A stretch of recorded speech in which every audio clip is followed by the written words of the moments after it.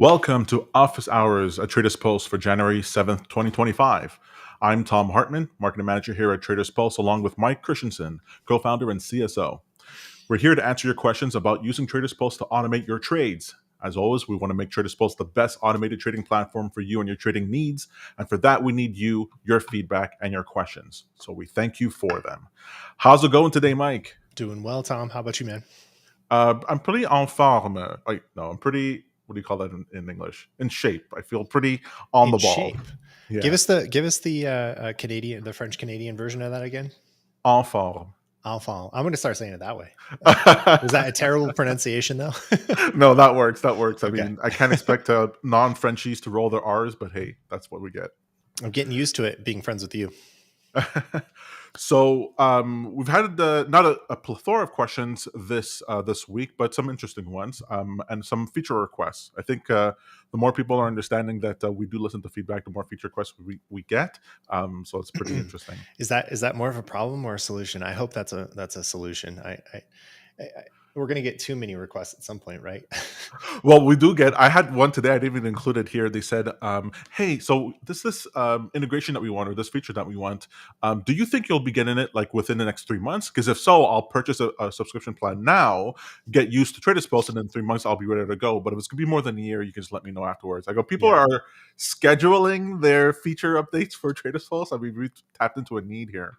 I guess we're going to need to start creating some kind of feature wait list where we let everybody know when these things are available so that they're ready to sign up the moment we make it available for them.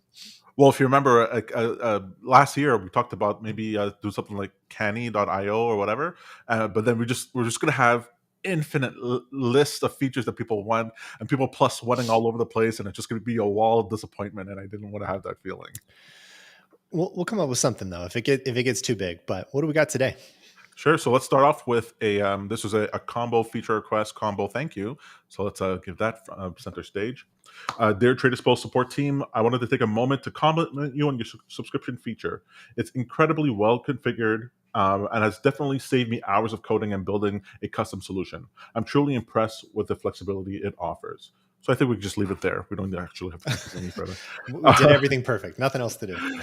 If I may make a small suggestion, would you consider expanding the trading window to offer more options? I've observed that assets like futures, especially NQ, behave differently at various times of the day, and these variations are more pronounced when compared to other assets like gold.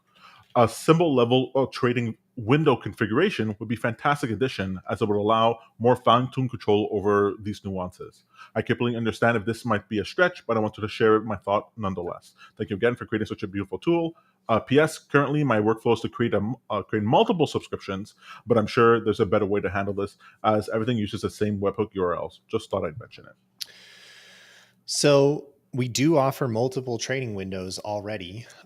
In the interface, it is possible for you to choose more than one trading window just by clicking the plus add trading window button more than once, and then you can define two different ranges if you like. That would allow you to say that all contracts within that strategy should only be traded within those two windows or three windows or four windows. If I can share my screen real quick, just to show you how I can have a couple of here. I didn't even think about that. You can actually add multiple ones. So yeah, I could say like Monday through Friday, if I check all these boxes off, which will take a second, maybe there's a way to improve this in the future. This first one, I could say between 8 a.m. and let's call it 10 a.m. I only want it to trade. And then I can go on to create a whole different window from 1 p.m. to 3 p.m. and so on and so forth. So you can add as many trading windows as you like. They just can't conflict with each other, obviously. So that should solve the first part of the problem. If the second part of the problem, though, is that you have multiple tickers that you're trading and they each have different trading windows that don't overlap, then yes, you would need to create multiple subscriptions to handle the discrepancy between those rules. But if you're trading NQ, MNQ, ES, and all you care about is making sure that it trades the morning session and the afternoon session and then maybe part of the overnight session, you could do that here by adding 3 different trading windows. Interesting. Actually, that seems to me like the best way of going on about it. Even added more granular control to the trading window in what the way that the poster was asking doesn't seem to be more convenient than this. I agree. Okay, let's move on here to the next question. I connect my one second here. I connect my broker E-Trade. The auto trade was failed this morning. Besides reconnect to E-Trade, anything else I need to do? So this has to do with this issue that every 15 days, I believe, or so, the E-Trade connection gets deauthenticated and it needs to be reconnected. And there's no real way around this, not on our end anyway. Correct. One way you can get around the potential issue of having to do this, or like you don't want to wait for it to fail after 15 days and then go reconnect it, because you expose yourself to the chance that it's broken. So my suggestion would be to every time you log into Traders Post, you can just go reconnect the account again, and it just refreshes it so that you're always kind of keeping it up to date and refreshing that token for another 15 days. Unfortunately, this is a limitation on the broker side. Not many brokers have this issue where you have to keep refreshing the token. But in this case, this is one you would have to keep doing. I would just make it a habit. Just every time I log into Traders Post, even if that's every couple of days or every week, every Monday, maybe set a calendar event, just log in there and click that reconnect or refresh token button. And I think that would be, I don't have an E-Trade account set up, but essentially on your broker page, if I can share my screen again, Tom. Sure, 1 second. This is an alpaca connection, but it would be the same thing for E-Trade as well. In the top right-hand corner, after I click on brokers and I hit edit here, there's this reconnect button, and that's the button you would hit to just refresh the connection again. If this happens, forgive my ignorance. If this happens, if I just click on the button, is there another step after that, or does it's a one-click solution? It should be just you'll have to log into the account That's again right. and reauthorize. So it's a couple of steps, but it should be fairly easy. It should only take you a second to do. Right. That just answers the question. Is like, well, why don't we press the button automatically in the system? Well, because you have to log into your system. That's right. Yeah. If we could do it for you, we would, and we wouldn't require this. But unfortunately, it requires your authorization through your login. Perfect. All right. Next up, a feature request. Option to set a period of time where trading is prevented at my broker. Even if I were to open a position manually, it would close that position automatically to prevent me from trading. This is the most interesting way I've heard about this because when people have come to me to ask for a way to prevent them from trading altogether, I go, well, there's nothing I can do that'll stop you from your broker getting into a trade manually. Right. So here the person's asking, well, since you have control over my position, my broker, if I ever did put a position on manually, just auto close my trades that I opened. So that way I really can. And at the time period that I set cannot be undone until that time period elapsed. So at the moment, we have an inclusion policy, meaning that you can use the trading window feature to decide when to open positions. And then, of course, you can close those positions outside of the trading window. That works fine. I don't know that we've ever heard anybody ask us to keep them from trading in their account. That would be a first. I don't know that that's something we want to explore. I know that there's a couple of prop firms that allow you to lock yourself out of your account. And I understand the psychology reason for that, and it's very helpful for discretionary traders. We'll give it some thought. I don't know, obviously we're all for any type of risk management features that improve your trading performance. Ideally, if you've followed the Traders Post methodology though, and you've pulled yourself away from the chart and are doing less trading on a discretionary basis, and you're allowing the automated approach to run its course, then it doesn't seem like the need to lock yourself out is really there if you follow the approach well. But it's definitely something we'll give some thought if we see a few more requests for it. To me, it feels very much like asking this casino to hey, can you do something so that I don't put all my money into the slot machine? And you go, well, if that's because I can imagine that what would happen, the doomsday scenario is that you set it up to lock yourself out of your accounts and to prevent anything from your broker, and then you miss the perfect trade. Oh man, had I gone into this trade, I would have made boatloads of money. And the next thing I would do is, as soon as my unlock happened, I'd go and unsubscribe from Traders Post because you stopped me from doing this trade. So it's sort of like um, we can't. There's a downside for us being your intervention. Best just to not trade at all if you have that sort of mentality. Work on yourself that way, so that you're not actually compelled to press the button. But that's the way I think. There are some other, I mean, we may be able to solve this problem not directly in the way that the user is asking for here, where they want us to block their their ability to trade. Um, but we are very interested in figuring out the best way for us to expand on risk management tooling. As I've said in the past, I really want to see Traders Post become a platform that supports risk managers rather than just traders, right? Where you've adopted rules to manage risk in an effective way, and one of those rules could be things like automatic liquidation at a certain max drawdown level for the account, or max number of trades per day, so that you limit the amount of trading activity that takes place in the account, and you're not subjected to potential over trading, which can happen even in an automated basis. Signals can happen over and over and over again, and you want to prevent a potential sideways market from taking you out for the day. Like choppy environments have been very painful for me in the past. So those types of tools, I think, still accomplish the same goal, but you'll still have to step back and let the system run its course without the need for lockout tools. Fair enough. Okay. Question about our affiliate program. So, can I take advantage of the Traders Post affiliate program without having a Traders Post account myself? I mean, yes, you don't have to have a paid account, but you'll still have to have an account on our platform. You'll still need to sign up, register, get an affiliate URL, but you can keep that on a trial basis and just let the trial expire. It doesn't have to be a paid account for you to be paid for referring people. Okay, yeah, sorry, I edited. That's what the person had asked if it was a paid account. That's pretty interesting. Okay, cool. Next up, can I assume that the results that I get while paper trading are just as good as trading with live funds? If you could, I think we'd all be very, very rich. I mean, the truth is, paper trading is almost always at least the way I try to look at it is that it is best to look at a back testing strategy or a paper trading history as a false representation of reality. And this is for two reasons. One is that it doesn't model slippage and commissions well. That is rarely the case where you get a model that really, is accurate to what's going to happen in reality. Those delays once they get to the broker, plus market reflexivity and the price that you actually get filled at, can be all over the map and can absolutely change your performance over the long run in a live account.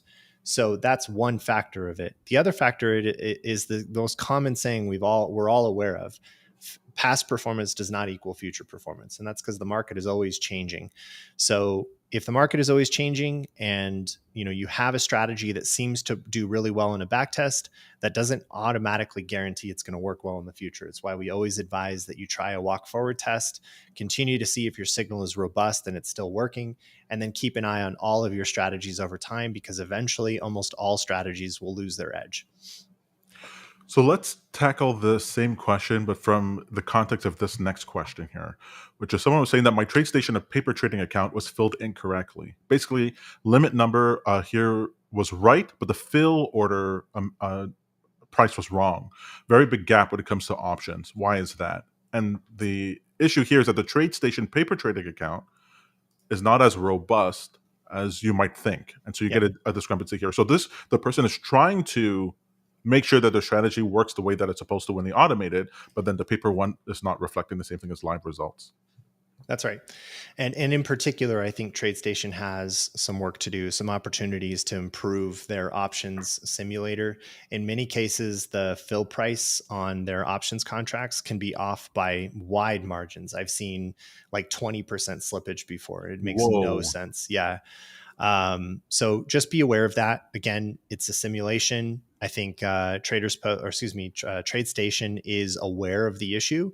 They're working towards a solution over the long run, but at the moment, it's not exactly the best paper environment out there for options specifically. I think they do a little bit better job on stocks and on futures, but options can sometimes be like wildly wrong. Mm-hmm.